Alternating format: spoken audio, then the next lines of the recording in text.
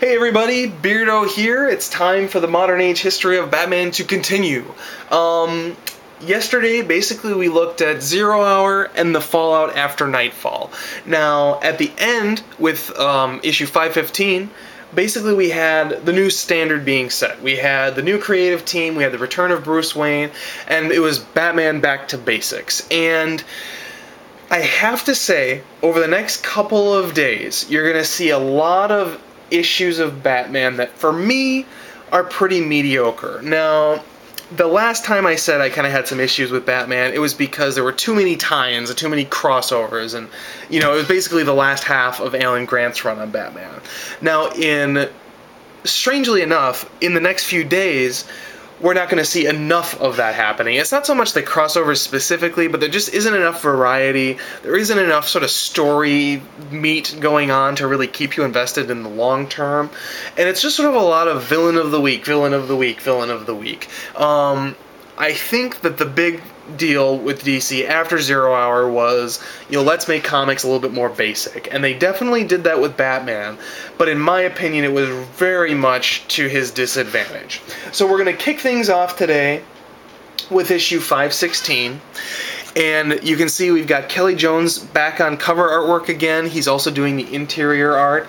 And the thing with Kelly Jones is, while his covers are really pretty cool generally, he's very much a good cover artist, not a great interior artist. His style just really becomes overwhelming at times. And also, I think that he had trouble meeting deadlines, and so the quality of his artwork really started to go downhill.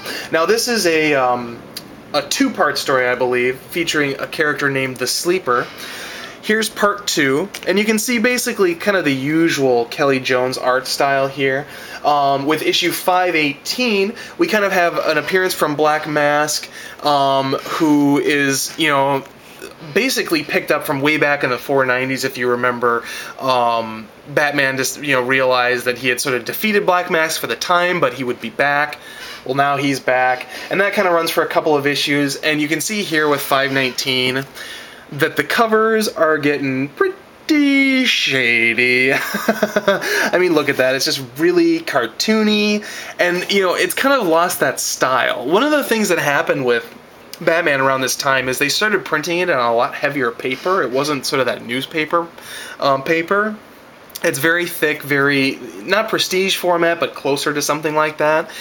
And honestly, it kind of, since it was really a glossy paper, it actually kind of negatively affected Kelly Jones's artwork. The inking, for some reason, when it's glossy, makes stuff look really cartoony. But when it's newspapery and it's sort of a flat black, it's kind of a little rougher and a little bit edgier. I think that the big problem with his artwork really was the person who was on inking really over-inked. I think he needed someone with a little more style. Now, of course, as soon as I've said that, here's a pretty cool cover here. A very typical version of Kelly Jones. And this would have been basically the wrap-up of the sort of Black Mask storyline, and kind of bringing Black Mask to justice for kind of the final time in Doug Moench's run. I don't think he really pops up again until basically the Judd Winnick run, really, is when he makes his next big appearance. Now, after that, we have a little Killer Croc appearance, and this is actually Batman in the Bayou.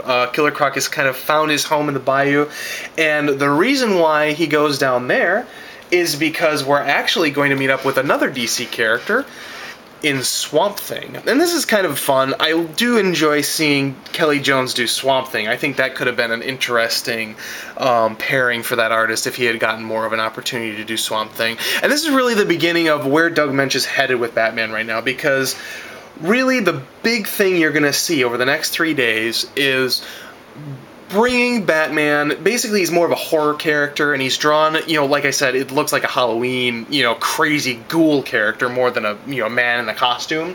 And it's very much, instilling horror into criminals and bringing some of the horror aspects of DC into Batman. So you get an appearance here from Swamp Thing, and we're going to get some guest appearance from other sort of, basically, if you think of the New 52 and sort of the dark category of books with, like Deadman kind of books and Justice League Dark, it's those kinds of characters we're going to start seeing appear in Batman. A lot more magic use in this era of Doug Moench. Now, after we had the little Swamp Thing crossover, we have a Scarecrow appearance here. He looks very strange. He almost looks like Psycho Pirate or something. Like, I honestly can't figure out the geometry of this particular cover. Basically this was just sort of, villain of the week Scarecrow appearance. Not a whole lot to say there. There was a big crossover event. Of course, DC can't go at least a year without a crossover. So there was Underworld Unleashed. I don't know a whole lot about it, to be honest with you, but this particular issue is a crossover with it, and it was basically a Mr. Freeze issue. Very, very crazy version of Mr. Freeze here. He looks a lot like Arnold. Alright, next up we have just kind of a one-off story. There's almost nothing to say about this particular issue. It's basically just Batman, he's working on his car, and he's fighting crime. That's literally about it. There's not a whole lot to tell. Kind of flashbacks. You've got different versions of Batman on the cover, so the inside, I'm sure, had some, reminiscing about old versions of Batman. The thing that's really of note in this is this does have J.H. Williams III on artwork. We have a guest artist, and it is none other than J.H. Williams III. Now, his art isn't particularly crazy in this issue, but we will see him come back later on, and he's definitely coming more and more into his style that we know from Batwoman today.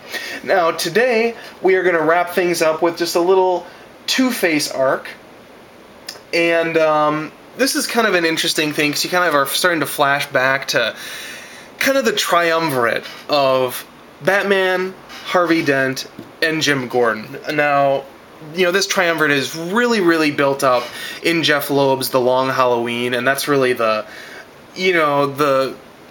where that trio of people really gets to shine, and we really get a good sense of who those characters are. But we do have a little of that from Doug Moench, so you can't really discredit him for that, because he is really playing that up here in 527. And then my favorite cover of all the Kelly Jones covers has to be 528, which wrapped up this storyline. You got Two-Face here, and you've got this crazy sort of circus, freak show Batman cover. I love this cover. So I'm just going to leave you with that. Enjoy this cover, and this is Minutia Minute, signing off for today. I will be back tomorrow with more Doug Moench books. See you later.